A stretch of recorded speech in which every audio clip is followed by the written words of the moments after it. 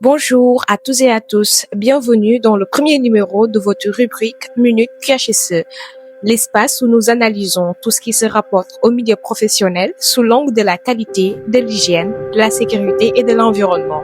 Aujourd'hui, nous revenons sur l'accident grave ayant impliqué un travailleur au niveau d'une installation contenant de l'acide aux industries chimiques du Sénégal. Notre objectif n'est pas de désigner des coupables avant les conclusions d'une enquête officielle, mais d'examiner les défaillances potentielles qui conduisent généralement à ce type d'événement dans l'industrie chimique.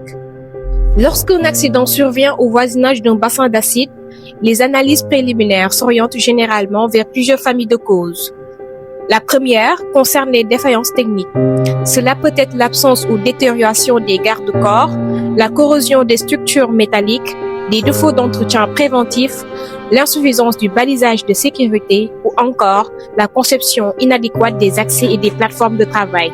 La deuxième famille de causes est organisationnelle. Dans de nombreux accidents majeurs, l'enquête révèle des lacunes dans l'évaluation des risques, l'absence d'analyse préalable des tâches, une supervision insuffisante ou encore des procédures de travail inadaptées.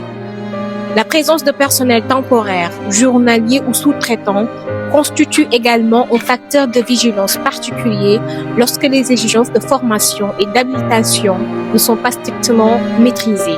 Pour la troisième catégorie, nous aurons les facteurs humains. Une mauvaise perception du danger, une fatigue excessive, un manque d'expérience, une pression liée aux objectifs de production ou une communication insuffisante entre les équipes peuvent contribuer à la survenue de l'accident. En QHSE, on distingue les causes immédiates, les causes sous-jacentes et les causes profondes. L'exposition directe à un acide corrosif provoque des brûlures chimiques avec destruction tissulaire progressive, même après retrait de la source. Ajoutez à cela l'absence d'EPI adaptés comme les combinaisons imperméables, le défaut de signalisation de zones à risque chimique, l'absence ou le non-respect des procédures ou protocoles peuvent aggraver la situation. D'après les premières informations recueillies, la victime était un journalier. Or, la réglementation internationale du travail est claire. Tout travailleur, quel que soit son statut contractuel, doit recevoir une formation à la sécurité proportionnelle au risque du poste occupé. Le placer en zone à texte chimique sans contrat, sans formation, sans fiche de données de sécurité communiquée, c'est une violation caractérisée du droit à la sécurité au travail. 3 niveaux de défaillance sont identifiables. Au niveau 1, opérationnel. Nous pouvons avoir l'absence de permis de travail pour accès en zone dangereuse.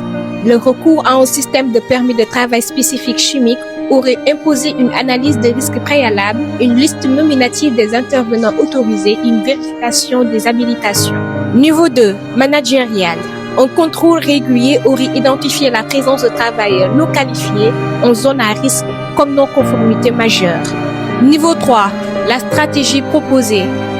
La politique d'externalisation du risque humain via le recours aux journaliers est elle-même une défaillance organisationnelle. Elle crée une zone grise de responsabilité, délibérément exploitée pour minimiser les coûts au prix des vies humaines. Toutefois, dans la hiérarchie des responsabilités, le principe fondamental reste que le système doit être conçu pour empêcher qu'une erreur humaine ne se transforme en catastrophe. Pour éviter des événements similaires, plusieurs mesures doivent être systématiquement mises en œuvre. Analyse de risque, permis de travail pour les interventions en zone dangereuse, contrôle strict des sous-traitants, formation spécifique aux risques chimiques, exercice périodique de gestion de crise, disponibilité immédiate de moyens de premier secours spécialisés et audit régulier du système de management de la sécurité. Enfin, cette tragédie nous rappelle une réalité fondamentale du QHSE. Aucune production, aucun objectif économique et aucune contrainte opérationnelle ne doit primer sur la préservation de la vie humaine. Derrière chaque indicateur de sécurité se trouve une personne, une famille et une communauté entière. La sécurité au travail n'est pas une faveur, c'est un droit et sa mise en œuvre est une obligation légale et morale sans distinction de statut. Restons vigilants, analysons les risques avant qu'ils ne deviennent des accidents et faisons de la prévention notre première ligne de défense.